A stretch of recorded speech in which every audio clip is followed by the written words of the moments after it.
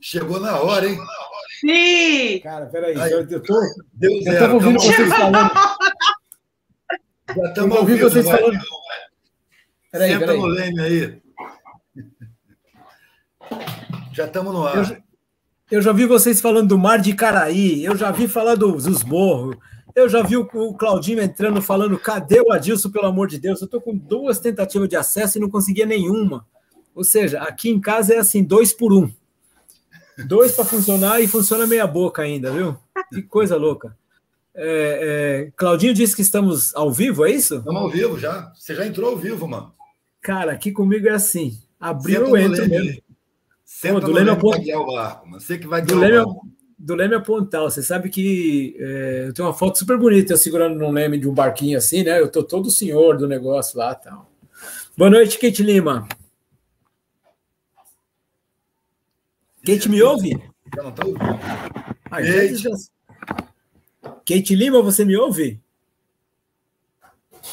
Você me ouve, né? Boa noite, meu bem. Que bom que você chegou bem na hora. Agora vai o negócio aí. Seja bem-vinda. Aliás, vocês já são bem-vindos há mais tempo do que eu, porque chegaram antes de mim, né? Seja bem-vindo você também. Sim, te ouvindo. Obrigado, Eduardo. Como é que vão as coisas, Eduardo?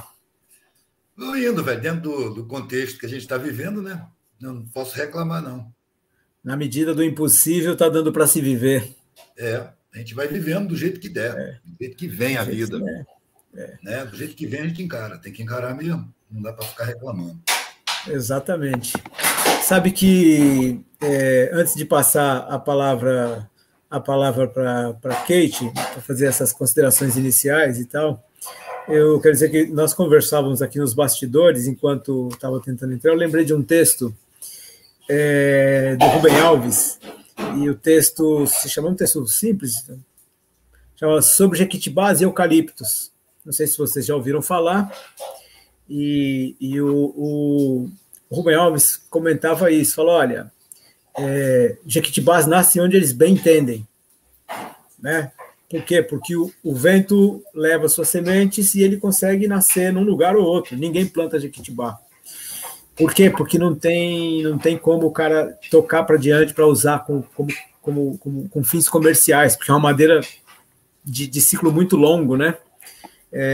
Em Santa Rita do Passa Quatro, por exemplo, aqui no interior de São Paulo, tem um jequitibá que tem mais de 800 anos, pelo menos, que os caras calculam. É enorme, frondoso, mas 800 anos. Ao passo que eucaliptos, quando você vai ver a plantação de eucalipto, aqui no Brasil, claro, os eucaliptos estão todos enfileirados, como se soldados fossem. E a analogia que ele fazia disso aí era a diferença entre professores e educadores. E ele dizia que educadores, o educador, qualquer pessoa pode ser, o pai que está dentro de casa, a mãe que está dentro de casa, o vizinho que fala com os vizinhos, o cara que mora na rua, com quem mora na rua, a pessoa que encontra um com o outro, você sempre pode ser educador. Enquanto que professor é uma função administrativa, é aquele cara que dá nota, que preenche o diário, que tem aquela coisa toda e tal. E eu achava muito bonita essa analogia que ele fazia, né? Num dos nossos encontros, a gente falou do direito das pessoas serem o que elas têm de melhor. Por exemplo, se você tem uma veia para ser artista, é um pecado que se venha com aquela fábula da formiga e das cigarras, né? Então, eu queria começar essa provocação de hoje falando dessa história, porque eu acho que, no final das contas, ela se encaixa um pouco com essa normalidade que a sociedade vai tentando impor a cada um de nós. E é preciso que a gente entenda, mais ou menos, e que a gente busque ser Jequitibá, se caso for, né, quando a vida permitir. Dito isso, Kate Lima, por favor, suas iniciais provocações aí do lado de lá.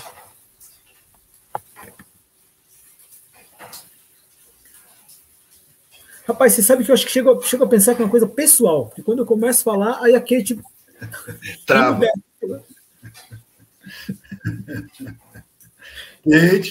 Kate. Liga o microfone, Kate. Kate, o seu microfone está fechado. Pô, fala. Mas tá congelada dela. Agora vai. Esse óculos dela dá uma cara de Dilma nela, rapaz. Aquela foto do DOPS como terrorista, novinha com esse óculos, parece com ela. Kate? Abra o microfone. Microfone. Liga aí o microfone.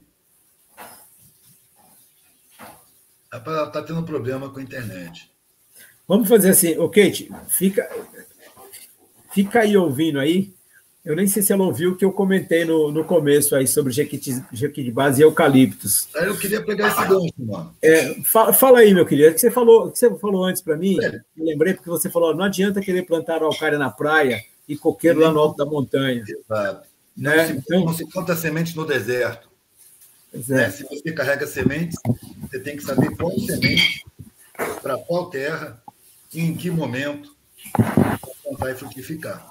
Quem planta eucalipto, mano, com 5 anos pode colher. Com 10 anos, colhe mais grosso. Com 20 anos, colhe uns eucaliptos tão enormes e dá dinheiro. Né? Quem planta um jatobá, foi jatobá que você falou? Jequitibá, maior ainda. É maior ainda. Quem planta não vai ver frutificar. Quem planta um jequitibá não planta para si. É como carvalho, demora muito tempo para crescer. Entendeu? Então, quem planta, está plantando para a coletividade. Agora, quem planta eucalipto, planta para si, para lucrar daqui a pouco, esgotando a terra, que não é uma árvore daqui, seca a lagoa, chupa toda a água. Eucalipto é uma árvore do deserto, mano. Eu vi uma foto de um eucalipto na Austrália, mas ele não tem a menor semelhança com o eucalipto daqui. Ele abre, é um tronco grosso e ele abre assim os galhos. Aqui ele sobe direto, mano, porque lá ele não encontra água. Ele tem que buscar no fundo, e encontra pouco. Então ele cresce uma árvore com aspecto de árvore. Aqui tem excesso de água. Então ele puxa a água e cresce muito rápido na vertical. É bom para o lucro, mas é nefasto para o território. Só uma observação, o Eduardo.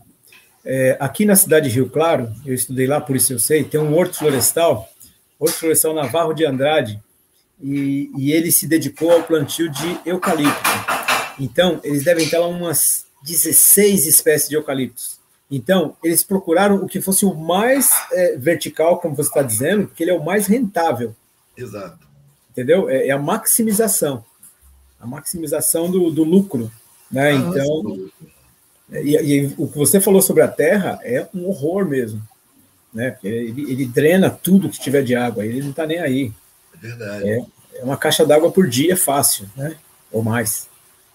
Mas aí obrigou a rapaziada mais humanista a desenvolver técnicas de recuperação de terras devastadas. Inclusive, eu lembro que, não sei se foi a Via Campesina, mandaram para o Haiti. O Haiti foi o país que primeiro se livrou da escravidão, né? A rapaziada botou os franceses para fora, derrotou até o exército de Napoleão e virou o primeiro país livre. Só que era um país feito só por negros, né? Só por gente preta. Então, todo o continente se voltou contra o Haiti. A perseguição foi implacável. E o Haiti foi dominado, destruído, invadido várias vezes e virou monocultura de multinacional estadunidense, no final das contas. Cobriram tudo de cana. Depois tiraram a cana, cobriram tudo de arroz. Só monocultura. E a terra ficou estéril. Eles não têm condição de plantar o que eles precisam comer. Então, foi uma brigada da Via Campesina, se não me engano, ou do MST, para passar as técnicas de recuperação das terras devastadas. Você vê, o lucro, a ânsia do lucro, cria o veneno e os movimentos sociais criam o antídoto do veneno. E eu acho que esses conhecimentos agora vão começar a ser cada vez mais necessários do planeta, porque o planeta está devastado. Né? Os venenos estão comendo soltos. A água pura não existe mais, velho, só junto da nascente. Todas as cidades que foi feita uma pesquisa química na água, todas as cidades do Brasil têm agrotóxico na água que se bebe, na água que sai na torneira. Esse veneno vai para os mananciais. Os caras aplicam o veneno irresponsavelmente. E quem aplica não é o dono da terra. O dono da terra nem mora nela, mano. Sacou? Ele manda aplicar os funcionários. E à medida que os funcionários vão adoecendo, ele vai se substituindo. E ele não está nem aí porque acontece com a água, com o ar, com a terra. Porque na hora que tiver tudo estéril, ele vende aquilo ali e vai para outro lugar, mano. Vai poluir outro canto. Entendeu? Por isso que a agricultura familiar é a mais interessante para o país. Porque quem planta são as famílias de agricultores, não são os empregados. E eles não têm interesse em botar veneno na plantação, porque são os primeiros contaminados são os plantadores. Então, o agrotóxico é defendido por unhas e dentes, com unhas e dentes, pelos produtores das grandes empresas multinacionais dos venenos agrícolas e pelos latifundiários que mandam plantar e não moram na fazenda. Não tem nada a ver com o território. Entendeu? Por isso que eu acho que uma sociedade mais justa precisa ser governada a partir dos territórios. Quem tem que decidir cada local é a população do local e não gente de fora, mano. Hoje a gente recebe ordem de banqueiro que mora lá fora, mano. As multinacionais não vivem aqui dentro do país, né? Os donos do país estão lá fora no mercado financeiro, que tem como cúmplice as elites daqui, como sempre subalternizadas ao colonizador, ao explorador, ao saqueador, ao escravizador externo, que continuam os mesmos, brancos, europeus e agora estadunidenses. Você sabe que eu tenho uma fala do Gaudí, mentira, do Dalí, do Salvador Dalí, que ele fala: você precisa ser ultra, como é que é? Você tem que ser ultra local para ser universal. Exato. Que era mais ou menos aquela ideia de você tem que pintar primeiro a sua aldeia, depois você vai ver o mundo. Isso se aplica em muitos sentidos, velho. Se você não se revolucionar por dentro, você não faz a revolução fora. Exatamente. E por falar nisso, da minha Brasilândia querida, Keiti Lima, nos escuta? Sim, agora sim. Bem-vinda. Eu não sei até onde você pode nos acompanhar. Você vê que nós já falamos aqui, nós falamos do pinico à bomba atômica. Mas a gente tem uma chegada ainda para onde a gente vai lá hoje, que é o negócio do STF. Keiti Lima, manda a sua consideração inicial, por favor. Pois é, eu não ouvi nada, então eu vou dar boa noite para todo mundo que está assistindo, para o Eduardo novamente, para você, Adilson, e eu espero que esse papo seja muito bom para quem estiver nos assistindo, mande pergunta, interaja. Eu acho que uma coisa legal também de se fazer é até vocês darem dica do que a gente pode vir falar nos próximos dias. Mas é isso, assim, eu não escutei nada, então eu prefiro ouvir e depois a gente vai interagindo. Muito bem, eu vou dar uma palhinha, tentar ser aqui breve, em 1 minutinho, dizer de tantas coisas que nós já falamos aqui.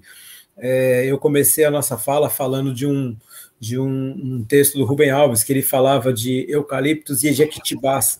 Ele fazia uma analogia entre professores e educadores. Jequitibás nasce onde ele bem entende, onde o vento levar a semente. E de outra parte, os eucaliptos, para nós aqui, eles estão todos enfileirados, como se soldados fossem, né? Porque eles foram colocados ali com a intenção de maximizar a produtividade e poder extrair o melhor lucro e tudo mais. E ele falava: educadores podem nascer em qualquer lugar, pode ser na sua casa, pode ser com o seu vizinho, pode ser o cabra que você encontra na rua, pode ser qualquer um. Por quê? Porque o ato de educar é inerente ao humano, né? Porque a gente vive nessa coisa de se ajudar uns aos outros, de conhecer, de aprender. Enquanto que professor é como se fossem os eucaliptos. O professor é o cara que é responsável por dar nota, por preencher o diário, por preparar uma prova, por não sei o quê e tal, e dizer a produtividade, quantos passaram, quantos reprovaram, aquele negócio todo. Eu gostava muito desse texto, eu gosto muito desse texto. Eu posso um dia mandar para vocês, porque eu acho bem bacana mesmo, bem bonito. Disso a gente caminhou para tantas outras coisas. Eduardo fez considerações sobre o quanto que isso é maléfico, né? Porque essa coisa de tirar o máximo do última gota de lucro, né? E ele falava do eucalipto, que é usado aqui no Brasil mais comumente, que é aquele que vai espetado para cima, parece um paliteiro onde ele está plantado, na verdade, né? Porque ele praticamente nem tem galhos, assim, não é uma árvore, mas é um tipo. Eu estava dizendo para ele que eu conheço um lugar que, em Rio Claro, que tem acho que 15 ou 16 espécies, tem de toda arte, de toda ordem. Isso tudo para a gente dar introdução nessa discussão sobre as questões do STF. Tem 2 demandas essa semana muito importantes. E eu queria fazer uma breve introdução aqui. Por acaso, eu trabalhei com políticas públicas educacionais, na universidade, não sei o quê, e uma das discussões que eu fazia com as pessoas era como se faz uma constituição do país. Como é que se ordena, como é que se constrói, como é que você tenta jogar com todos os poderes que estão por ali. E claro que tem uma parcela que fica fora do poder, que é aquela que fica à mercê de quem tem o poder, né? E no bojo dessa discussão toda tem lá os diferentes poderes: executivo, legislativo, judiciário. Eu não sabia que Kate é advogada, Eduardo fez essa observação aí, de modo que se eu falar alguma grande bobagem, Kate, você não me perdoe e você interrompa para poder corrigir, ok? Só para a gente dizer aqui, né, Eduardo? Porque senão a gente fala muita bobagem, o povo pega no pé e com razão. Pois bem, a gente tinha essas discussões... Não sou advogada não, Preto. Não? Estou no último semestre ainda. Ah, mas está ali. Não sou advogada não. Lá. Não, está quase lá, tá quase lá. Muito mais do que eu tenho certeza que você é. Pois bem, muitas pessoas não entendem como é que funciona essa coisa, essa estrutura do STF. Eu costumo dizer, isso é uma opinião pessoal minha, que é ruim com eles e pior sem eles. Eu tenho ouvido muita gente falar, não, tira todo o STF, não sei o quê, manda todos eles embora, que não sei o quê, parará, papá, fala assim, tá bom, você tira eles e fica o quê? Fica quem? Fuzil. Pois é. Então, o STF, grosso modo, Kate, por favor, depois você me corrija quando for necessário. O STF, grosso modo, é quem vai decidir se as coisas são constitucionais ou não. Em última análise, é a última instância, porque ele vai falar, olha, isso não está na Constituição, isso está na Constituição, isso pode, isso não pode. Acontece que as leis não, o conjunto de leis não é uma ciência exata. Ela é passível de interpretações. E é por isso que vira e mexe, você vai lá e você vê diferentes interpretações de diferentes ministros. Os ministros são sucedâneos do que há de juiz nas outras instâncias inferiores. Só que o último bastião de discussão, o último lugar de briga é lá. É quando você fala, rapaz, esse negócio está me prejudicando. O que eu posso fazer? Eu já falei na primeira instância, ninguém deu bola. Falei na segunda, deu bola. Né, tal. Onde é que vai? Vai lá falar, por quê? Porque isso aqui é contra, por exemplo, os direitos humanos. E a Constituição diz, todo mundo tem direito à vida. Todo mundo não sei o quê. Todo mundo tem direito à escola. Todo mundo tem direito a votar. Ou coisas que o valham. Então, a outra coisa importante de dizer sobre o STF é que ele é um colegiado que vai se construindo ao longo do tempo, de modo que ele tem representatividade, para o bem ou para o mal, dos diferentes presidentes que você vai tendo ao longo da história. Eles têm uma longevidade muito grande, porque o cara pode ser encaminhado para o STF com 35 anos, sei lá, e ele vai até os 75. Esse sujeito pode estar no poder, literalmente, ali por 40 anos. E apesar de ver essas dificuldades, e às vezes eu vejo um voto lá que eu não gosto nada, eu acredito de verdade que promove algum equilíbrio, porque você não consegue, o mesmo presidente, emplacar meia dúzia de ministros. Ele emplaca 2. Isso vai dando um equilíbrio razoável, eu não estou dizendo que é bom, mas um equilíbrio razoável de forças de pensamento, de linhas de pensamento. Um cara mais para lá, outro cara mais para cá, um cara mais de centro, um cara mais assim, um cara mais assado. Isso oferece uma possibilidade, mas nunca uma garantia, de que as coisas vão ser julgadas com algum equilíbrio. Seguimos no mesmo problema de que as pessoas que não têm acesso, eu já falei disso uma vez aqui nessa sala, tem gente que acaba que lhe é negada a voz. Aliás, tem gente que nem boca tem para falar, que dirá voz. E aí tudo vai parar neste lugar. E para o dia de hoje, feita essa explanação do que é o STF, que eu acho que muita gente tem falado por aí, foi daí a fala do Eduardo, falou assim, olha, tem gente que não dá para discutir, é melhor você não discutir porque você vai descartar. Às vezes você usa uma linguagem como essa que eu estou usando e não é suficiente para atingir determinadas pessoas, e aí é necessário que você tenha uma adequação da linguagem. E eu acho perfeito. Eu acho que é perfeito. Acho que é o papel de quem está, volto a dizer, de quem é educador, não de quem é professor. Né? Porque quando você é criança, sua mãe fala com uma linguagem para você entender. Não quer dizer que vai te imbecilizar nem nada. Não, é adequada porque você tem 2 anos. Né? Pois bem, E nessa semana nós tivemos duas questões aí importantes, uma que acabou de ser definida, me perdoem, que foi um pedido de um conjunto de partidos aí de centro, né, de suspender a reforma eleitoral. Reforma eleitoral que, quando se pede mudanças, ela sempre tem um objetivo. Sempre. Qualquer um que pede uma mudança, ela tem um objetivo. Isso tem a ver com a estrutura de poder. Eu vou dar um exemplo depois para a gente poder continuar, e aí vocês, deixo a palavra com vocês. A primeira coisa que eu vejo é o seguinte: quando você faz uma reforma eleitoral, dependendo de como for, você faz o seguinte, fala, não queremos mais dinheiro do Estado nas eleições, porque é uma roubalheira, porque isso, porque aquilo. Pode até ser verdade. Pode até ser verdade. Mas também, quando se faz esse discurso, muitas vezes o que está por trás é o seguinte: não, só vai poder se candidatar quem já tem o dinheiro. E quem é que tem o dinheiro? Quando você fala assim, não deve entrar nenhum tostão do dinheiro público. E o outro cara fala, não, tudo bem, verdade. Aí você vai ver fulano, ciclano, beltrano, que é das famílias quatrocentonas, tradicionais, industriais, que é quem já detém o poder econômico. Mas ele não quer só isso, ele quer o poder político. E aí faz uma reforma que muitas vezes simplesmente tira a possibilidade, né, por exemplo, de que eu, da Brasilândia, junto com os meus amigos da comunidade, a gente se reúne ali num grupo, vamos tentar essa eleição, como é que a gente vai fazer? Não, eu vou pegar um pouco dessa verba, e essa foi uma das questões recentes, de que o próprio STF disse, olha, não, as verbas partidárias têm que ser distribuídas e tem que ter gente preta contemplada também. Né? Dito isso, que eu acho que já falei demais, Kate, na condição de quase advogada e moradora periférica do território da Brasilândia querida, eu preciso conhecer Niterói, viu, Eduardo, para eu poder fazer esse tipo de fala de você também. Eu nunca fui a Niterói, cara. Eu não sou oriundo daqui, né, velho? Não importa, essa é a sua parada, é a sua terra aí. Vamos lá, Kate. Quem tem terra é planta, parceiro. Vamos lá, acho que são alguns temas, né? Eu acho que uma das coisas que eu acho que é importante a gente falar é isso, assim, eu sigo na defesa pelo STF, porque senão a gente vai entrar numa ditadura aqui, né? Mas eu acho que é muito importante falar que existe uma diferença entre justiça e direito, né? Porque a escravidão, ela estava juridicamente...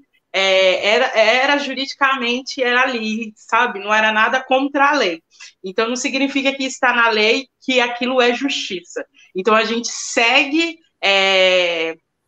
sempre com esse olhar, né? Tipo, isso está na lei, mas isso é justo, sabe? E para quem, né? Isso contempla todo mundo. Acho que isso é muito importante. Assim, o STF é o nosso guarda-chuva, né? A gente fala que o STF é o guardião. Mas ele é escancarado a desigualdade lá, assim, não sei se todo mundo sabe, mas só em 2020 a primeira mulher negra advogada fez uma defesa oral no STF, primeira vez na história. Então, é esse nível que a gente tem hoje no STF. Em 2019 foi a primeira sustentação de uma pessoa trans. Eu tive a honra de estar lá e de ver, foi ao mesmo tempo que é sempre aquela emoção de, tipo, estou aqui vendo a história acontecer, a mesma coisa de, 2019, sabe? Olha o tanto que precisou se caminhar para que é isso, assim, e não se questionaram, né? Então, assim, como que essas instituições escancara, né? Escancara quem são os corpos que determina qual é a lei, né? E aí a gente começa a questionar que tipo de justiça é essa. Eu acho que isso é muito importante a gente sempre ter em mente, assim, porque são nessas instituições que é muito escancarado e são nessas instituições que determina qual lei chega aqui.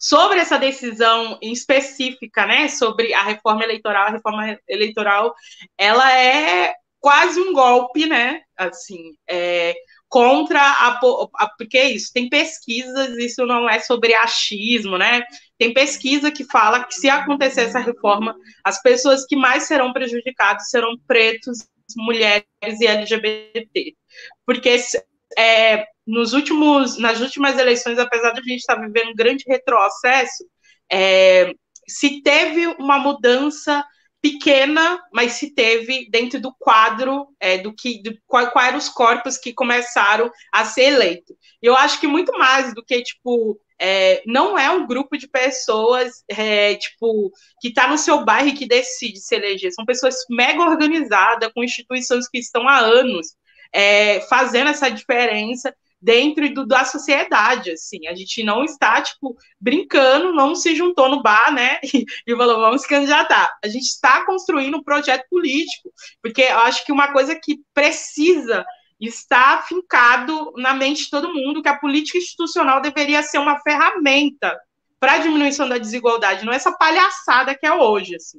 Mas as pessoas deveriam fazer política pública para que chegue nas periferias, para que diminua a desigualdade, para que a cidade seja para todo mundo, e não só para a galera que mora aqui em São Paulo específico, que mora na Paulista em Pinheiros, e sim que essa cidade seja da galera da cidade de Tiradentes, daqui da Brasilândia, lá de Capão, de todos os extremos, né? E é sobre essa discussão. Então, quando essas pessoas que já fazem esse trabalho, né, já são comprometidas antes das eleições, porque a gente não quer ninguém que só é comprometido em época de eleições. Essas pessoas começam a fazer essa disputa, né? Porque por muito tempo a gente não quis fazer essa disputa eleitoral, porque a gente sabe como que era, então a gente sempre esteve desse lado e construindo e colocando nomes, sendo que aí quando a pessoa chega lá, não traz a demanda da sociedade civil. Então acho que de alguns anos para cá, a gente falou, epa, chega de palhaçada. Então, assim, agora a gente quer um que já está comprometido desde sempre. E isso começou a fazer barulho, né? Você começou a se fazer barulho, porque uma coisa é você chegar lá. Eu já trabalhei em mandato, então, assim, tem muitas coisas que você fica preso dentro da instituição, mas muita coisa não é feita por falta de vontade. Não é feita por causa de vontade. Então, quando chega um mandato que começa a fazer, começa a escancarar o porquê que aquele outro tanto fala e não faz. Essa é a importância de se ter mandatos em que a sociedade civil está junto. Porque a sociedade começa a olhar aquele outro e fala assim, epa, por que você está todos os anos está vindo aqui e você não está fazendo? Ah, eu não posso fazer, e por que deputado tal faz? E a gente começa a discutir essa forma de se fazer política. Então, e aí a gente começa a entrar em vários poréns, em vários destrinchar isso, né? Que essa reforma traz. Que a gente está falando sobre grana, a gente está falando sobre tempo de televisão, a gente está falando sobre muitas coisas, porque quando se fala de reforma eleitoral, a gente está falando especificamente sobre campanha eleitoral. Então, para se fazer um mandato, precisa se fazer uma campanha e precisa se ganhar voto. Ninguém vota em quem não sabe. E ninguém consegue chegar em mais pessoas sem dinheiro. Então, é essa artimanha que essa reforma faz. Então, fizeram, né, um estudo, a Educafro foi uma dessas organizações que estava muito próxima, eu estava muito próximo dentro desse estudo, que essa reforma, ela acaba, que é uma política que é feita há muitos anos, né? Ela reforça quem já está lá. Então, as pessoas que já estão lá, elas terão mais privilégios do que já tem de se ganhar. Então, já é dita como ganha. Então, reforçar o coronelismo dentro da política. Essa que... E aí é muito bem desenhado, é muito bem falado, como se isso tivesse alguma vantagem para a população, mas isso não se tem. Porque a gente quer um parlamento que seja a nossa cara, que tenha a nossa cara, nosso corpo, nosso território, e que tenha principalmente nosso comprometimento, porque se tiver tudo isso e não tiver comprometimento com a diminuição da desigualdade, a gente não quer. Mas a gente sabe que tem gente com a cara do povo que pode chegar lá, que já é comprometido, que já está fazendo. E é por isso que é muito importante a gente falar sobre essa reforma, todo mundo está sabendo o que está acontecendo. Eu sei que o Brasil está... Todo dia é uma bomba, todo dia é uma notícia, não dá para se acompanhar tudo, mas como que essas coisas estão passando na surdina, né? E como que eles estão aproveitando esse momento de tantas mortes para passar isso. Eu acho que é um pouquinho disso.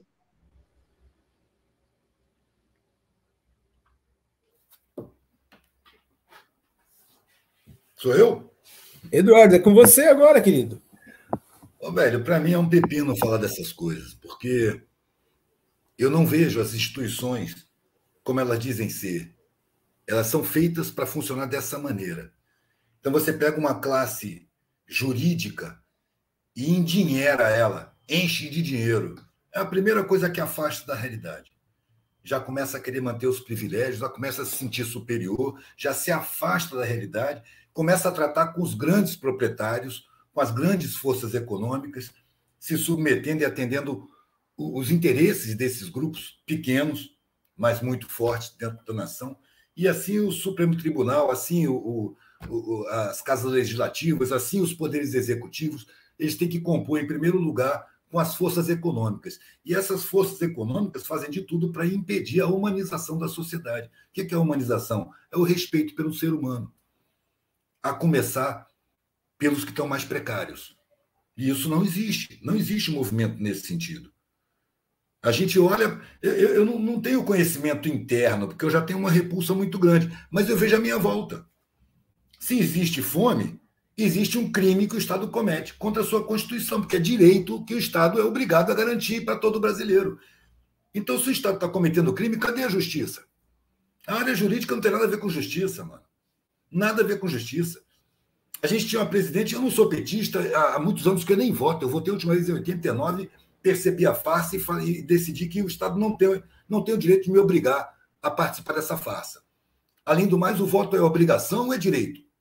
Porque as duas coisas não podem ser. Ou é direito ou é obrigação. Se é direito, eu exerço se eu quiser. Se eu não quiser, eu não exerço. Se é obrigação, tem penalidade. Assim como já cortaram meu CPF, eu tive que ficar correndo atrás para regularizar, porque eu não estava comparecendo. Você mantém o povo na ignorância, você mantém a informação na mão de empresas privadas que deformam a realidade. Você tem um povo desinstruído, desinformado, conduzido pela mídia com psicologia do inconsciente, que se filtra até em novela. Você está ali distraído, descansando do trabalho estafante, está vindo um recado subliminar para suas escolhas, para formar sua visão de mundo. Então a gente tem uma sociedade que trabalha criminosamente nessa área. Por mim, a primeira base é um povo consciente, nutrido, bem instruído, bem informado, com autoestima, capacidade de decisão, senso crítico. Isso não existe. Agora, a gente está caminhando nesse sentido. A gente está começando a tomar consciência da falcatrua enorme que são as instituições. Então, está começando a haver essa entrada de gente de fora nesses meios. Porque esses meios, às vezes, são quase dinastias, velho. Por exemplo, a dívida pública é um crime de Estado contra a sua população, porque ela não tem comprovação. E a mídia faz um barulho danado se alguém propõe investigar essa dívida. Não pode investigar, os banqueiros estão no comando.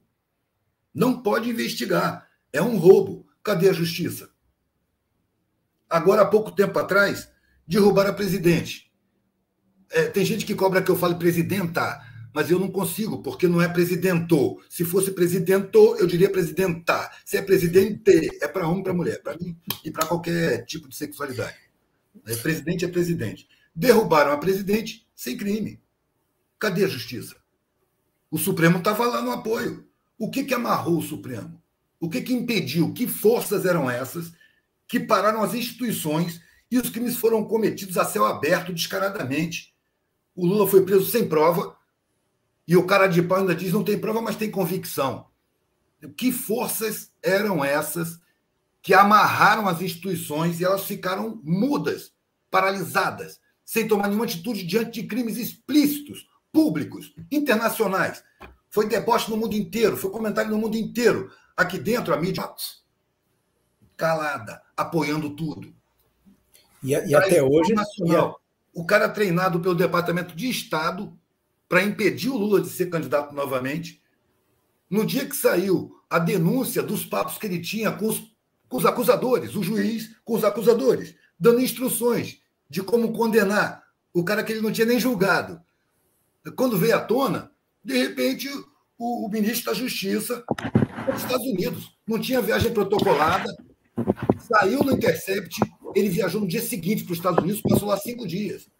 Aí acalmaram ele voltou. Falou, não, se for só no Intercept, não tem problema, a Globo não vai dar, as grandes empresas não vão dar, vai ficar por isso mesmo. E a denúncia foi feita e não aconteceu nada.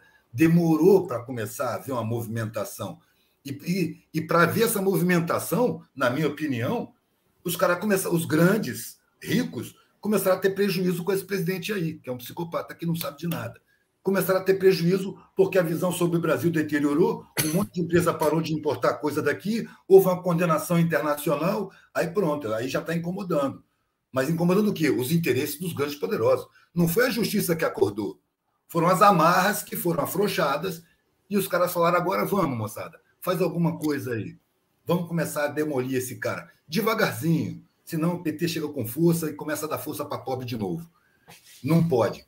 E daí estão procurando uma segunda via, uma terceira via, estão procurando alternativa, estão fazendo de tudo para oferecer uma alternativa para o metalúrgico não assumir de novo. Não que ele não sirva aos interesses da grana, mas sim. Esse capataz aí, ele faz o trabalho dele direitinho, dá lucro para os patrões, mas favorece aqui e ali para os escravos. Alguns vão tomando consciência, vão entrando na escolinha, já tem o que comer com mais qualidade. Ou seja, é investimento nas gerações futuras. Não é nessas de agora. Porque condição de vida dá a condição do cara começar a pensar. Botar dentro da escola, dar acesso à academia. Para a periferia, mano. Cada um que entrar na academia vai trazer esse conhecimento para um monte da periferia. E esses caras sabem o que isso significa. Significa que o poder econômico está com prazo contado. Então, eles desfazem tudo. Foi exatamente isso que derrubou o governo anterior. Foi pobre tomando iniciativas, ganhando espaço, ganhando o suficiente para viver com decência, entrando em universidade, ocupando espaços de classe média. Foi isso que fez derrubar esse governo de agora. Porque é preciso manter a escravidão. O Eduardo, não seja assumida. Eduardo, deixa eu fazer uma breve intervenção. Você viu que Kate caiu de novo aí, né? Mas estamos firmes aqui nós ainda, hein? Eu vi que ela sumiu, mas estava empolgada aqui, achei até que foi de propósito. Ela está voltando aí. Ela aí. Voltou mais nítida agora, viu, Kate? Deixa eu fazer uma... É que vocês falam essas coisas aí, eu fico aqui agoniado, porque eu quero falar e tal também. Eu preciso de uma cerveja qualquer dia desses. Você sabe que, desde a fala da Kate, e agora juntando com essa sua, me ocorreu aqui uma fala do Milton Santos, geógrafo, não sei se vocês se lembram dele, né? Claro, tem um filme ótimo dele, Conversas com Milton Santos, do Silvio Tendler. O cara é bom. O cara é muito bom. O problema é que esse filme só fala academês, né, velho? Você tem que ter um estudo acadêmico. Não, mas vamos lá, vamos tentar. Eu ia falar de um termo, vou falar de um termo, e era exatamente dessa questão que eu ia falar com você. Com Milton Santos, eu aprendi o termo, fui obrigado a aprender, né? O termo establishment. Bonito, né, a palavra? Establishment. E eu falei, que diabo, o que é isso? O que é isso? A primeira vez que eu li o texto, menino da Brasilândia, né? Se hoje eu sou inculto, se hoje eu sou um poço, eu era um abismo de ignorância, entendeu? Antes eu era um abismo, agora eu sou só um poço. Já melhorei muito. E eu peguei um texto e eu vi essa palavra establishment. Eu falei, vou atrás disso aí. E o que é o tal do establishment? Establishment, em outras palavras, é quem manda. É quem manda, em última análise. É um conjunto de pessoas que se estabeleceu, que mantém ali, e ele não quer perder o status, ou seja, a condição que ele tem. Isso se dá em vários âmbitos da sociedade. Porque, assim, o cara entra naquela... como é que diz? O cara entra naquela vibe de que ele quer ter para ele, quer ter, ele não quer abrir para ninguém. Isso é um horror, isso é uma chaga. E aí vocês falam várias coisas. Eu lembrei do Milton Santos, dessa fala, e lembrei de uma fala de um urbanista da USP, eu não lembro quem foi, e ele falou uma coisa que era assim, rapaz, o dia que o metrô começar das periferias para o centro, aí você vai começar a ver mudança. Por quê? Ele usou, eu lembro que ele usou bem a expressão, que ele falou assim, Eduardo não deve conhecer, porque aqui em São Paulo, ele falou assim, por que o metrô não começa no Jardim Damasceno? O Jardim Damasceno é ainda para lá da Brasilândia. É ainda para lá. A Brasilândia é longe, é para lá. E ele falou assim, o dia que começar naqueles vales do Jardim Damasceno, você vai começar a ver a mudança. Por quê? Porque você está botando a serviço em termos de políticas públicas, quem de fato mais precisa, que é o cara que se desloca muito mais para trabalhar, que o cara não tem oportunidade de lazer, no final de semana o ônibus é um horror e tudo mais, né? E isso me levou para uma segunda coisa, e Claudinho, você não esquece a gente aí, hein, Claudinho, de pilotar o tempo aí, né? Mais 20 minutos, você disse, né? Muito bem. Isso me leva para uma discussão que você chamou a atenção, Eduardo, quando a gente estava falando nos bastidores sobre o programa de hoje. Eu queria só que você pontuasse alguma coisa, que a gente está tentando novamente entrar ali, que tem a ver com essas duas, e depois a gente vai para o negócio do Enem, que é a questão do marco. Não lembro, não, velho. Você vai ter que eu vou te falar, calma aí, fica tranquilo. Você falou, nós vamos falar de marco temporal? Mano, eu falei, hoje não, mas eu acho que é uma das discussões que mais demonstram o quanto a gente é desigual, o quanto a gente é perverso. A questão do marco temporal é uma coisa assim, que se existe pecado, alguém vai ter que pagar essa conta, porque é uma maldade, é uma perversidade enorme. Você quer comentar alguma coisa sobre o marco temporal, ou Eduardo, antes da gente pedir para a Kate falar um pouco da questão do Enem? Rapaz, é a mesma coisa do estabelecimento. É a mesma coisa do plantio de eucalipto. É o lucro rápido e irresponsável. Não tem responsabilidade social, não tem responsabilidade moral, não tem compromisso com harmonia. Ao contrário, é gente que vive do caos, que estimula os garimpeiros, porque eles têm as laças de espingardas, estimula os madeireiros, são os primeiros que vão dar de frente com os índios com suas armas. Aí depois chegam os latifundiários, chegam as mineradoras, chegam os grandes, que já não tem nada a ver com isso. Quem exterminou os índios foram os pobres, os madeireiros de base, os garimpeiros que garimpam por conta própria, para depois chegar a mineradora para o grande veio, para depois chegar as grandes madeireiras, para depois chegar as grandes empresas, mancomunada com os poderes públicos. Públicos entre aspas. Porque não existe poder público, mano. O poder está privatizado. Subterraneamente. Pelos bastidores. Pelo mercado financeiro. O lobby, por exemplo, é um crime, velho. Um crime, se não é legal, é um crime moral. É um crime contra a humanidade. Porque não permite que as demandas primárias da população cheguem nos parlamentares. Quem chega é o interesse da grana, o interesse econômico, que chega com sedução, com oferecimento de financiamento, com abertura de mídia para os caras, para dar abrindo espaço para eles, garantindo que eles vão ficar ali desde que sirvam aos poderes econômicos e não à população. Você pode observar como é que se comporta o estabelecimento, a mídia, né, as instituições, quando chega um presidente que quer realmente investir na população. Olha como a mídia tratava o Brizola. Olha como a mídia tratou o João Goulart, que formava professores, tinha um plano nacional de alfabetização. Getúlio Vargas, que arrumou um monte de direito trabalhista. Foi levado para a desgraça, mano. É só você se mexer um pouco pela população. E nesse meio não tinha nenhum comunista. Getúlio não era esquerdista, João Goulart não era esquerdista, eram capitalistas latifundiários, só que não tinham ódio de pobre. O João Goulart ele ia botar cerca junto com os empregados da fazenda dele. Acordava às 5 horas da manhã, tomava chimarrão com os empregados. Ele não achava que o empregado tinha que enriquecer, ele não achava que tinha que dividir igual para todo mundo, mas ele achava que essas pessoas merecem respeito. E nesse achar que essas pessoas merecem respeito, ele permitia e incentivava o desenvolvimento, a escolaridade, a visão de mundo. Ou seja, ele tomava atitudes por respeito humano que investiam a médio e longo prazo na sociedade. Por isso que eles caíam, mano. Esses governos caíram pelas suas virtudes, não pelas suas falhas. A mesma coisa o PT, que para mim teve um monte de falha, mas não caiu pelas falhas. Caiu pelas virtudes. Caiu pelas virtudes. Medo. Concordo plenamente. O que acontece, velho, é que o explorador ele é muito arrogante, ele é muito fodão, ele é muito fortão, mas ele morre de medo de pobre. Morre de medo de pobre. Ele contrata pobre para defender ele. Quando a população se levanta, toda essa corja se cala, mano. Em 2013, os políticos não estavam entendendo o que estava acontecendo, silenciaram, velho. Sumiram, ninguém comentava, ninguém falava, ninguém se manifestava, todo mundo com o cu na mão. Eles morrem de medo do povo porque tem na sua consciência, bem marcada, as atitudes que tomaram contra o povo. Por isso morrem de medo do povo. É o mesmo medo do senhor de castelo medieval, que o pesadelo dele era o levante dos camponeses, porque ele sabia quanta sacanagem ele fazia com os camponeses. Então, o pesadelo dele era a vingança dos camponeses. Essa gente sabe muito bem o que faria com qualquer um que fizesse com eles o que eles fazem com o povo. Eles trucidariam.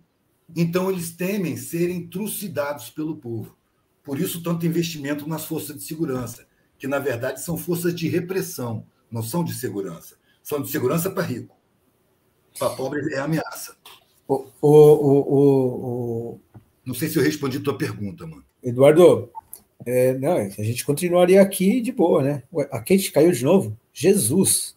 Rapaz, tá difícil. Deixa eu aproveitar aqui esse espacinho aqui para fazer uma leitura das falas aqui do pessoal, só para a gente prestigiar quem está aqui, desde quem vai mandando os good vibes aqui, boa noite aqui, né? E algumas pessoas falam, quem que está aqui? Maurício Paulo mandou um salve para todos nós, o Elcio Carvalho Júnior, Elcio Júnior, né? Daqui de São Paulo, mandou boa noite aí também, a FEPA também, né? Maurício fez aqui um comentário aqui que eu acho não consigo pensar numa democracia no estado igualitário, acho que sem que o povo esteja alimentado, abrigado e instruído. É como diz o Edu. E eu acho que é por aí mesmo. Esse nego vem com a conversa aí de democracia ou de meritocracia, que é pior ainda, mas o cara esquece. É mentira descarada. Né? Gente muito cara de pau. O Parafuso, eu não sei quem que é, mas mandou um olá pro pessoal e também está aqui. Maurício Paulo também mandou aqui. Não é chegada a hora de apertar firme os caras da grana, o establishment que governa o mundo? Isso, eu penso que isso vai acontecer um pouco na medida que... O Eduardo falou uma coisa tempos atrás. Ele falou, olha, os caras queriam que no meio da pandemia o povo fosse trabalhar, não é porque quer que o povo se alimente, é porque o cara fica com medo de se enganhar nas costas de quem trabalha. Exato. E a gente não se deu conta disso ainda. É uma engrenagem muito difícil de você romper, mas ela está aí. A economia depende dos de baixo, mano. Completamente. Não tem outra forma. Não existe. Sobre o metrô, quando queriam instalar a estação em Higienópolis, a população do bairro se manifestou contrária, alegando que a estação traria gente não bem-vinda ao bairro. Isso há pouco tempo. Ô, João Barreto, só uma coisa, foi pior do que isso, não é não bem-vinda, não. Usou uma expressão na época, essa gente diferenciada. Eu não sei se você se lembra. Do modo mais pejorativo possível. E até teve um pouco foi fazer churrasquinho lá em Moema, lá em Higienópolis, foi bem interessante. Você sabe por que chamam Higienópolis, ô Eduardo? Não sei não, velho. Tenho até medo de saber. A cidade da higiene. Os imigrantes chegavam na Estação da Luz, era onde estava ali Campos Elíseos de Champs-Élysées, e os caras ricos moravam por ali, mas aí começou a encher de imigrante, os caras vão montando e vai buscando a vida. E aí eles ficaram com medo de ficar doentes. Então eles foram para Higienópolis, que é um pouco mais para o alto, que teoricamente ia ter o ar mais limpo, para ficar longe daquela gentalha. É essa que é a origem da coisa, rapaz. Você vê o medo. É sério, não estou brincando não, é sério. Você vê o medo, velho, é explícito. É sério, você tem medo. Aqui no Rio, fim de semana, velho, os ônibus que vão da Zona Norte para a Zona Sul, para as praias, tomam um geral da polícia. Sim. Diminui a linha, Estavam cortando linhas de ônibus da Zona Norte para a Zona Sul, da Zona Oeste para a Zona Sul, para os pobres não ir na praia. Sim. É medo. Medo puro. Claro, disfarçado de repulsa, de nojo, sabe como? Claro. Mas é medo. Vamos lá, deixa eu tomar aqui, porque eu quero passar a palavra para Kate antes que ela caia de novo, pelo amor de Deus, espera aí. Segura aí, não cai não, hein, Kate? O pobre bom para o rico é o pobre uniformizado. Isso, exatamente.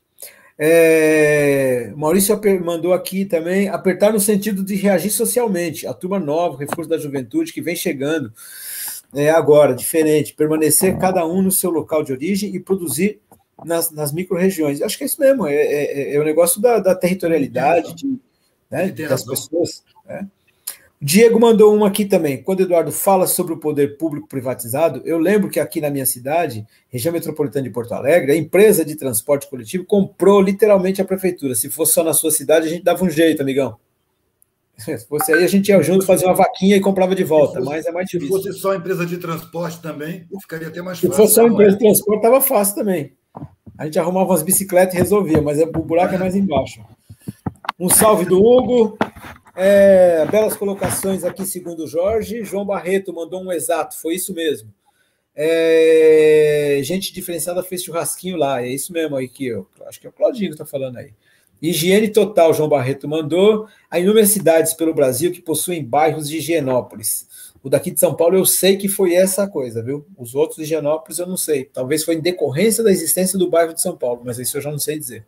O que precisa de higiene moral, mano. Oi? O que precisa de higiene moral. Opa, isso mesmo. Essa sociedade.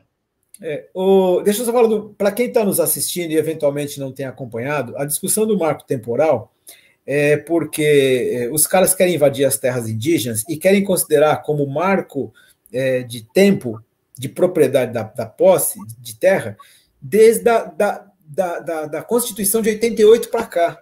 O que é uma vergonha, porque os caras estavam aqui desde antes de 1500, desde muito antes de 1500. E aí, para poder ocupar as terras dos caras com garimpo, com todo tipo de empresa, com gado, com diabo a quatro, entraram com essa história de marco temporal. Não, se não tem documentos comprovando, é só a partir da Constituição de 88. É uma vergonha, enfim, deixa para lá. Mas vamos falar do último assunto aqui, eu vou chamar a Kate para se manifestar aí. A outra pauta importante que nós temos essa semana, a outra pauta importantíssima, é que deve ser entre amanhã e depois, nos próximos dias aí, uma manifestação do STF a respeito da questão do Enem, que o INEP, que é do Ministério da Educação, tirou o direito das pessoas que não participaram do Enem do ano passado, em decorrência da pandemia, de terem isenção agora. Isso fez com que tivesse uma queda de mais de 3 milhões e 200 mil pessoas deixaram de participar porque não tinham acesso à isenção. Um dos motivos de surgir o Enem, aliás, vou além, um dos motivos de existir a Educafro é buscar oportunidades para que as pessoas pudessem fazer vestibular, porque não tinham essa oportunidade.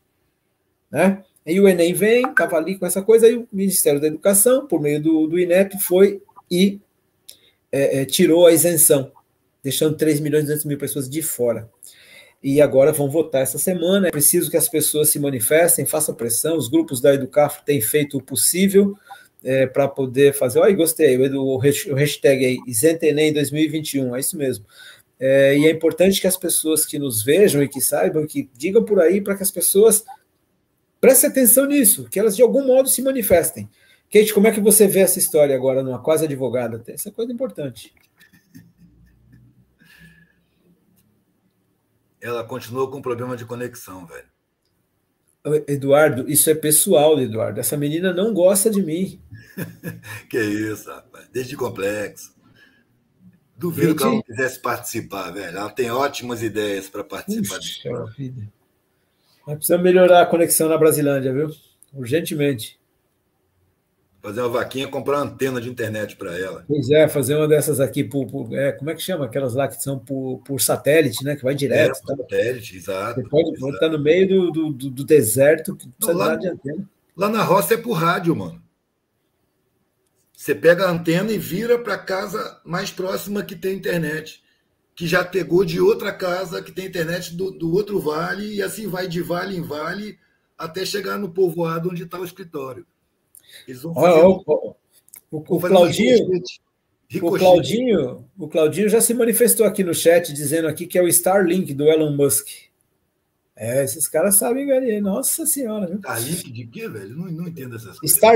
Starlink é um conjunto de satélites que faz essas coisas aí que nós estamos falando aí e tal. Kate, tá de volta, meu bem? Tô, mas não sei nada de satélite. Já falei para você que... Olha, nós vamos mudar o nome desse programa um dia e vai se chamar Do Pinico à Bomba Atômica. Em homenagem ao Falcão, né? Agradável no meio, velho. Ô, Kate. O Claudinho deu risada, Claudinho. Vou falando sério, vamos criar esse programa aí. Vai chamar Do Pinico à Bomba Atômica. Eduardo tá convidado, Kate tá convidada. Vamos fazer uma série dessas aí, sim. Do Pinico à Bomba Atômica é lindo. Kate, agora vamos falar de uma coisa mais próxima de você aí, da sua formação e tudo mais. dessa decisão que o STF está por tomar, que está para decidir, sobre a isenção da taxa de inscrição no Enem, que tirou 3.200.000 pessoas nesse momento. Como é que você vê isso? O que você acha? Como é que as pessoas podem se mobilizar e tudo mais? Do Enem.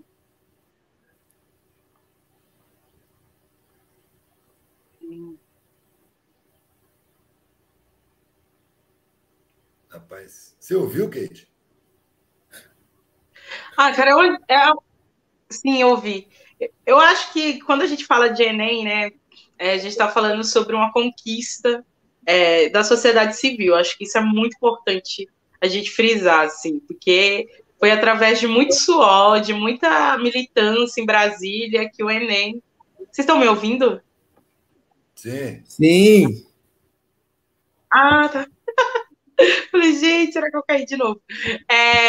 Que foi conquistado o Enem, né? Então, esse é a primeira coisa que a gente precisa falar. Outra coisa que me deixa muito triste é que deveria ser um direito garantido e todo ano, temos que ter reunião e temos que, em Brasília, discutir esse direito que deveria já ser garantido. E eles tentam, de uma forma muito desonesta e rasteira, tentar de todas as formas para que a população não consiga sequer fazer um exame. Então, é mais um ano de luta, né? É mais um ano que a gente tá de volta e tá aí no STF, mas é todo ano, assim, entende? Desde que tem o Enem, desde que eu estou na Educaf, todo ano a gente vai para Brasília em época de Enem, porque todo ano eles tentam, de alguma forma, não dar isenção para uma parcela específica da população, porque a gente sabe muito bem quem é que não pode pagar a inscrição para o Enem, e eles também sabem. Então, o Enem é um retrato, um reforço de quanto que é importante a periferia, as pessoas negras terem a possibilidade de entrar na universidade, quanto que isso não nos querem, né? Então, como que eles tentam dificultar de todas as formas, até os direitos que já são garantidos, para que a gente sequer tenha essa possibilidade.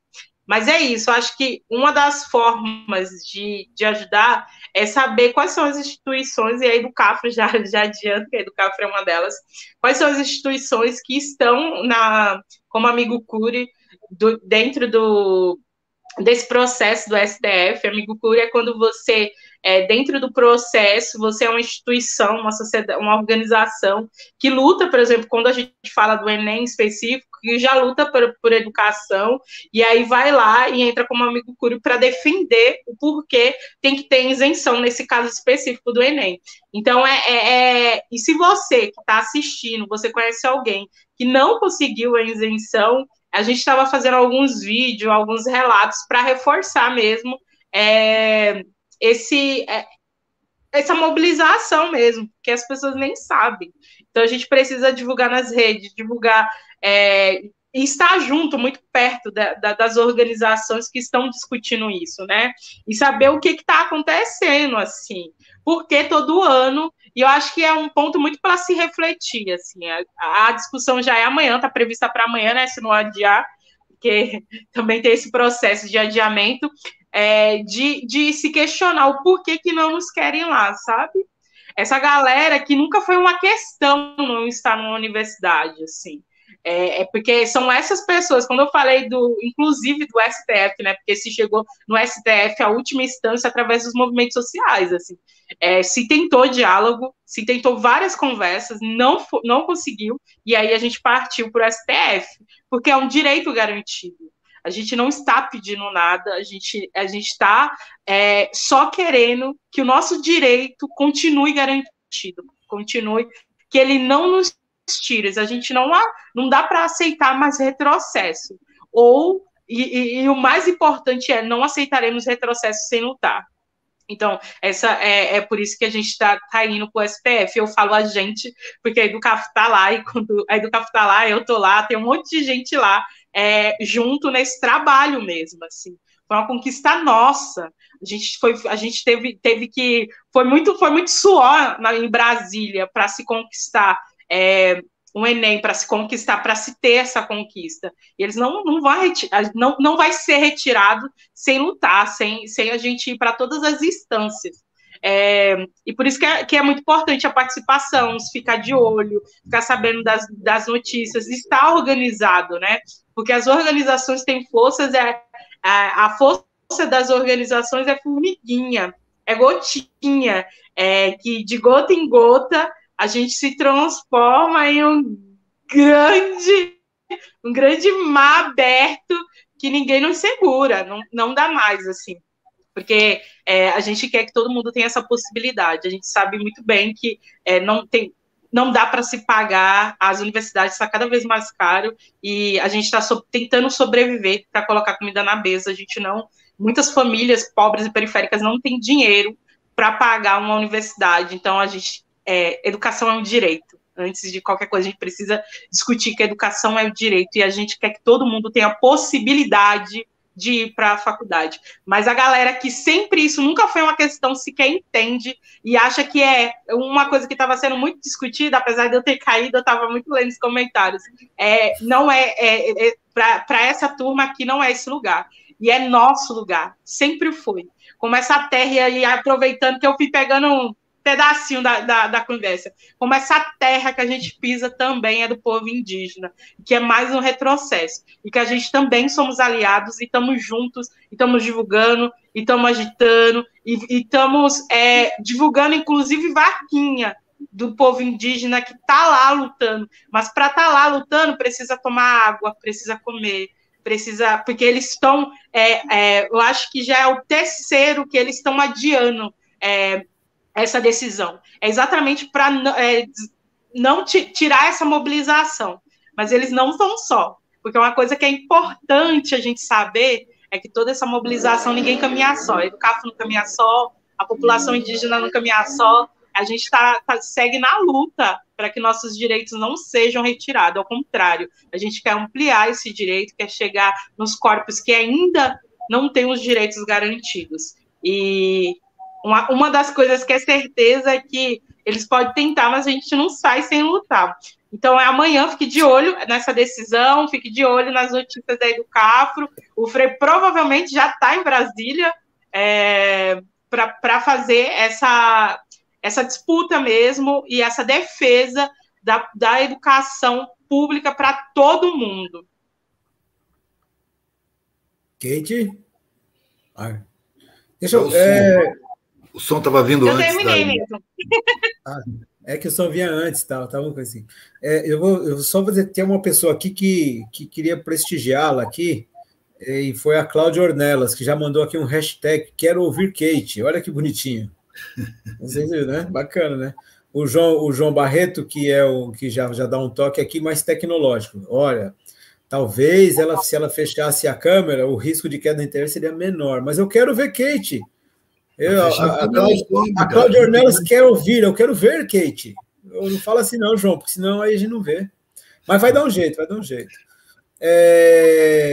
A Isentenem 2021, a hashtag aqui da Educafro, e está tentando subir essa hashtag nas redes sociais. O Maurício falou uma coisa aqui. Essa desgraça que estamos vivendo do Enem é mais um reflexo das influências do poder oculto para manter o povo na ignorância. Está estampado para todos verem. O sinistro da educação já falou dia desses aí que a universidade não é para todo mundo mesmo, não. Vocês já viram isso aí. Então está estampado mesmo, para quem só não ouve quem não quer. Já estava estampado. Na realidade. Sempre já teve. Mas é que assim, sabe aquela coisa lá dos eucaliptos? Ele quer isso, que seja tudo soldadinho lá na linha de montagem e tal. Não tem lugar para Jequitibás, entendeu? Essa que é a ideia aqui. Compartilhe nas redes sociais aqui. A Cláudia Ornelas está mandando. Diogo Ramos, sobre o Enem, o MEC começa sabotando as escolas que preparam para o Enem. Inclusive, estou esperando o sinistro, mentira, ele escreveu ministro, declarar a estratégia de sabotagem institucional da educação pública. E é verdade. Olha lá, o Claudinho já me deu um pega aqui, falando que nós já estamos nos aproximando do nosso horário. E eu vou pedir aí para a gente dar um fecha aí. Eu queria que vocês falassem as suas considerações finais e depois eu queria dar uma dica cultural também para essa semana aqui. Quem que começa aí? Kate ou Kate. Eduardo? Vai, Kate. Hoje Kate ficou mais calada do que nunca. Coitada, é verdade. Pois é. Olha, hoje eu estava lembrando do provérbio africano, que eu gosto muito. E eu vou terminar com ela que... Vocês estão me ouvindo?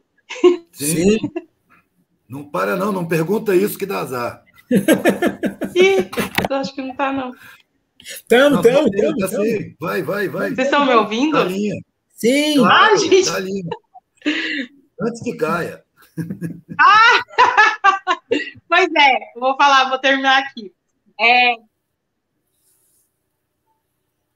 Então tá bom. Acho que tá dando delay. Não, eu vou terminar, gente. Primeiro eu quero agradecer a todo mundo que nos acompanhou até aqui. E eu quero terminar com um provérbio africano que eu gosto muito, que eu lembrei hoje, que diz que enquanto os leões não contarem sua história, o caçador continuará sendo o herói. Por isso que é tão importante essa disputa quando a gente fala de reforma eleitoral, quando a gente está falando sobre o Enem. Por isso que o Frei faz questão que vocês venham aqui para a gente discutir sobre isso, porque enquanto a gente não contar o nosso lado da história, eles continuarão sendo os heróis. E a gente sabe muito bem a história, mas a gente quer contar a nossa narrativa. A gente quer ter pelo menos a possibilidade de contar. Então, por isso que a gente vai continuar, e aí eu reforço mesmo, a gente vai continuar na luta, porque a gente quer contar a nossa história. A gente ir além disso, né? Que essa história passe muito mais do que a oralidade, que essa história passe por gerações. Então, já está mais do que na hora da nossa história ser contada através da gente, né? Porque a nossa história é sempre contada a partir do outro, e a gente não quer mais a partir do outro, a gente quer a partir da gente, e é por isso que a gente está aqui toda quarta-feira falando, com a internet caindo, a internet voltando, a internet falhando, a internet dando delay, mas é por causa disso. Eu acho que esse provérbio resume muito o significado dessa disputa mesmo, dessa disputa de direitos, quando a gente fala do Enem, quando a gente está falando dessa reforma eleitoral, que quer que a gente não esteja lá, mas a gente não arreda o pé, porque a gente quer que vocês, o filho de vocês, os sobrinhos, todo mundo, tenha a possibilidade e discuta que a faculdade pública é nossa, que disputar campanha eleitoral é nossa, sim, também. A gente quer votar em gente que já é comprometida, quer votar em gente parecida com a gente. E é sobre isso. Então, que mais cedo do que nunca e que mais leões comecem a contar a história. Então, é isso. Boa noite. Foi um prazer, apesar de sempre a internet às vezes é muito legal comigo, mas às vezes aqui na Brasilândia diz não, hoje você vai ter que ficar tentando. A gente tenta porque esse lado da história também vai ser contado. Muito obrigado, Kate. Muito obrigado. Vai lá, Eduardo. Nessa fala, a internet respeitou a Kate, né? Ela podia até o fim. Ainda que defasado o som da imagem. Agora é aquela coisa, mano, a gente perceber o que são esses poderes. Né? Os interesses econômicos estão lá. Aí, quando junta a Indiarada lá e faz aquela pressão, 6 mil indígenas na disputa dos ministérios, aí os caras se recolhem com medo. Mas as forças econômicas estão lá. Eles sabem que é sacrificado para essas pessoas ficarem lá, que não tem disponibilidade de recursos, como tem os lobistas e o poder econômico. Então, eles adiam. Já adiaram uma vez. Aí adiaram para quarta-feira. A rapaziada se mobilizou de novo para arrumar recurso, para ter água, para ter o que comer, para ter como existir e manter a pressão ali. Os caras sabem disso. Agora, hoje, eu não sei como é que rolou a coisa, mas eu não duvido nada que algum ministro tenha pedido vista do processo. Que aí para tudo e mais um prazo que para dificultar a permanência dessas pessoas, para dispersar o movimento, para dispersar a força. Se mantém o poder de pressão, aí existe a possibilidade deles reconhecerem alguma coisa. Mas quando eles conseguem dispersar, seja pelo desgaste ou pelas forças de repressão, aí o poder econômico se impõe E o que é resolvido só serve ao poder econômico, sempre contra a população, sempre contra os que não têm recursos financeiros. Os povos originários, os periféricos, os funcionários, os trabalhadores, né? Os desabrigados. Esses são as vítimas preferenciais do poder econômico. Agora é aquela coisa, é manter o pé e ficar lá, na pressão. Não é na luta nem na disputa, é manter a presença, olhar na cara, estamos aqui, e se comunicar com a população. Isso é fundamental. É preciso todo movimento ter a comunicação fluida com a população, passando as verdades que a mídia esconde, que a mídia distorce, e desfazendo as mentiras. É um trabalho que precisa ser feito, porque o interesse popular, o interesse na harmonia social, encontra resistência no poder estabelecido, que é o poder econômico-financeiro, que financia a campanha, que tem a mídia para divulgar ou criminalizar qualquer atitude política, que tem a força lá fora, tem a força dos bancos, que financiam a produção, o transporte, a energia. Para começar boicote, a gente vê em outros países isso acontecer. Falta comida no supermercado, falta energia, acontece um monte de problema e a mídia fala: a culpa é do governo. A culpa é do governo. A população se volta contra o governo, cai aquele governo que tentava servir a população. E entra o governo do poder econômico, que é o que nós temos. É o que nós temos até hoje. Aos poucos, a gente está tomando espaço, a população está ocupando espaço, que é um processo que não tem como conter. E a tendência é as pessoas irem percebendo pouco a pouco como é que funciona essa falcatrua. E, ocupando os espaços, a gente começa a determinar as políticas. Porque até agora a gente não determina as políticas. Esporadicamente, um poder de pressão, a mobilização maior, consegue impor alguma coisa. Mas é só passagem do tempo, mano. É só passagem do tempo. Já vem uma outra lei que desfaz aquela. Que nem a Constituição, velho. Os remendos safados que são feitos. Vou te dar um exemplo só. Um exemplo só. Na Constituição de 88, dizia: para presidir uma estatal, necessariamente a pessoa tem que ter sido funcionária de carreira daquela estatal. 30 anos de Petrobras para presidir a Petrobras. Então, não poderia ter lá um Pedro Parente daquele que foi colocado pelo Temer.